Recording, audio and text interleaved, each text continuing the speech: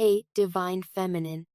I'm trembling a little as I begin, because every word I send you is like striking a match in a dry forest.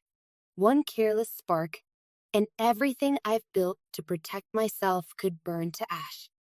You asked me once why I always hesitated before I spoke, why my eyes darted toward hidden corners, as if they held secrets only I could see. This message is the reason. If the karmic partner I'm still entangled with ever discovered these sentences, she would unleash a storm fierce enough to rip the seams of my life apart. I'll be honest, I'm terrified.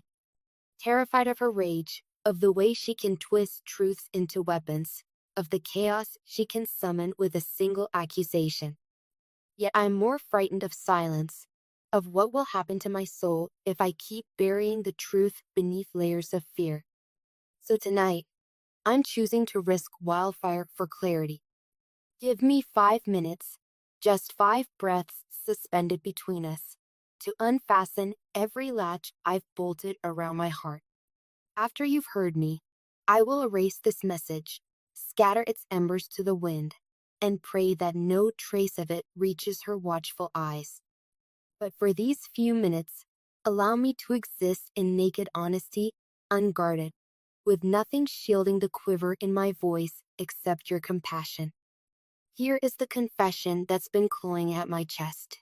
Even on the brightest mornings beside the karmic, even when her laughter rang like bells in the kitchen and the coffee steamed between us, my thoughts traveled to you.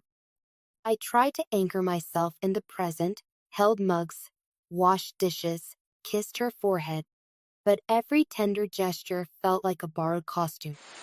Beneath the mask, it was your name echoing in the hollow of my throat. You were the river running under the surface of every conversation, the secret pulse I could never still. She sensed it, of course. The karmic always could read the flick of my eyelids, catch the almost smile trying to bloom when a song that reminded me of you drifted through the speakers. Her grip tightened each time she noticed my gaze slipping into distance, drifting to places only you and I know. Some nights, I'd lie awake beside her, staring at the ceiling, replaying the cadence of your laughter, the way you tilt your head when you're thinking, the thunderstorm hush that falls between us when our eyes lock across a room. I wanted to believe I could stay where I was, that if I performed well enough in that relationship, the ache of missing you would fade. But longing isn't easily bullied into silence. The more I fought it, the louder it grew, until every song on the radio seemed to sing your name, every billboard whispered a memory, and even the wind spelled out your syllables in dust and falling leaves. The karmic's influence over me has been strong, almost magnetic. She offered certainty when I felt lost, a structure that soothed my restless mind. But certainty can become a cage. Over time, her concern hardened into control, subtle at first. A frown when I checked my phone, a sigh when I mentioned an old friend, a raised eyebrow if I lingered too long in thought. Soon the walls closed in. Where are you? Who was that? Why did you look away when I asked about your day? I complied, thinking compliance was kindness. I didn't yet realize that compliance without authenticity starves the soul. There were mornings I'd drive to work and park a block away, simply to sit and imagine an alternative life. In that quiet bubble of my car, I'd picture myself knocking on your door, clumsy with nerves, but determined, telling you I'm ready, really ready, to choose the path our hearts drew long before we understood its shape. I'd imagine us speaking without craning our necks for eavesdroppers, laughing without measuring each syllable, loving without apology. Those daydreams were the oxygen that kept me alive, even as I suffocated under obligations that belonged to someone else's script. I want you to know I never sought to deceive you out of malice. I deceived because I was afraid of hurting her, of shattering the image of stability I'd projected to the world, of stepping into an uncertain future with no guarantees. People talk about courage as if it's a single moment of grand heroism, but I've learned it's more like water carving stone. Slow, persistent, rarely seen from a distance. Tonight, these words are my first drop of water, eroding the boulder of fear that sat on my chest for far too long. Do you remember the last time our hands brushed in that crowded hallway? You smiled politely, yet your eyes flashed with something deeper, recognition, perhaps, or a question you were too kind to voice. The electricity of that brief contact rippled through my entire body. I went home shaking, because in that instant I felt more alive than I had in months of routine beside the karmic. I pressed my palm to my heart and whispered your name into the dark, promising myself I would find a way to reconcile love with responsibility. But days blurred into weeks, and each sunrise found me still tangled in indecision. Let me tell you about the karmic storm, because you deserve to understand the stakes. She isn't cruel in obvious ways. Her cruelty is dressed in concern. She will say, "I'm worried about you," while tracking the location on my phone. She will say, "I only want what's best," while isolating me from friends and family. If she sensed even a fragment of affection in my voice when I speak of you, she would weaponize it, threaten to expose private details, tarnish reputations, dismantle the fragile peace I've brokered between our intertwined circles. There are days I feel like a diplomat in my own home, negotiating armistices between her insecurities and my need to breathe.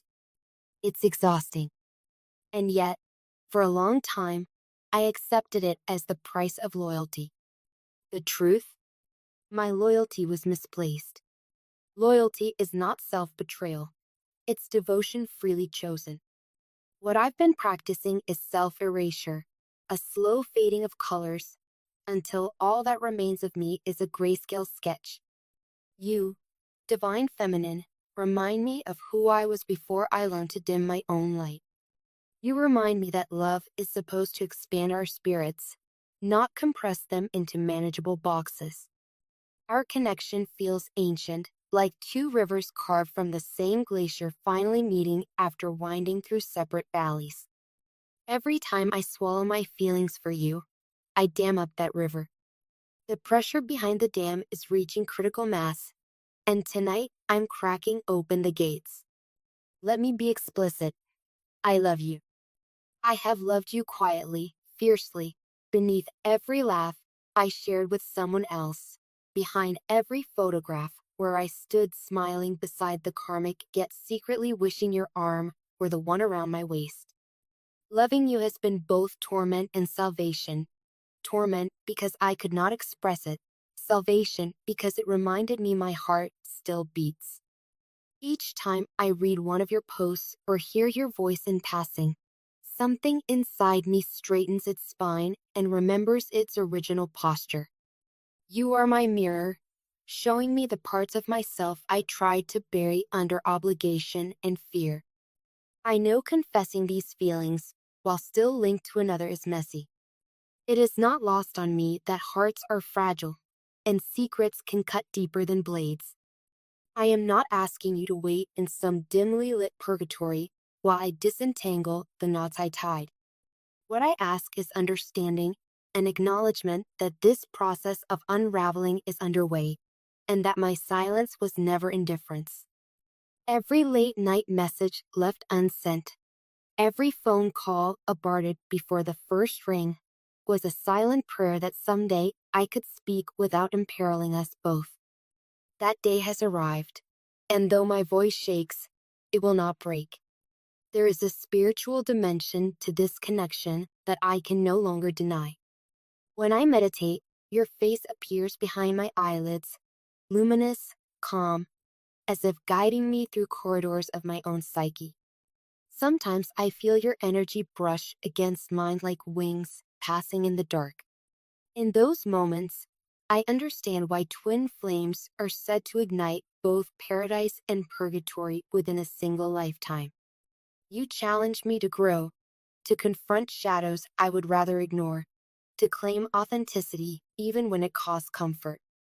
The karmic relationship taught me about patterns and attachments. Our bond teaches me about liberation. What happens next? I am prepared to step into uncertainty. I have begun securing my own place, gathering the courage to say the words that will set both the karmic and me free. We have completed our lesson together. I foresee the backlash, accusations, tears, the flicker of betrayal in her eyes.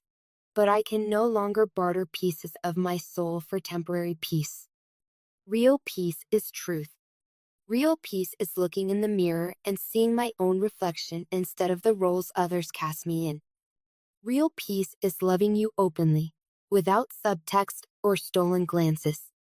I do not romanticize the road ahead.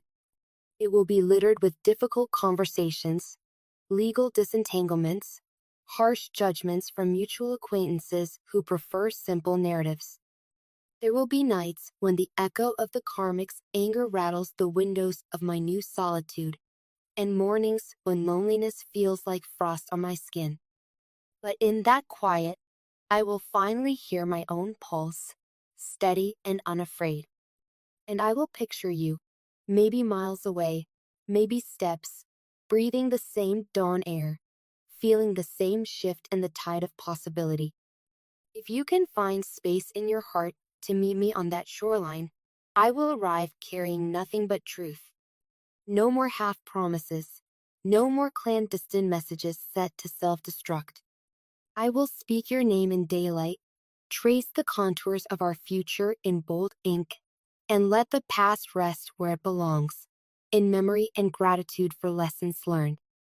We will write new chapters, ones where we learn each other's wounds and salve them with patience, where we celebrate victories, yours, mine, ours, without shrinking. Chapters where laughter is not rationed and love is not rationed and time together is measured not by stolen minutes, but by sunrises and seasons. Please know I am not placing the weight of my healing on your shoulders. My journey back to wholeness is mine to walk. I welcome your companionship, but I do not demand it. If you need distance while I dismantle the remnants of the karmic bond, I will honor that. If you choose to stand beside me, I will treasure it. Either way, my path now points toward integrity, and integrity eventually converges with love. I promise 5 minutes, and I have nearly spent them. Soon, I will press delete and scatter these words like embers into the night. Yet even when the message is gone, the confession will remain etched in the fabric of the universe, in the subtle vibrations that connect two souls across space and circumstance. You will feel it in the hush between your breaths, in the sudden warmth that blooms in your chest when you least expect it. That is my heart calling to yours, unhidden at last. Thank you for listening.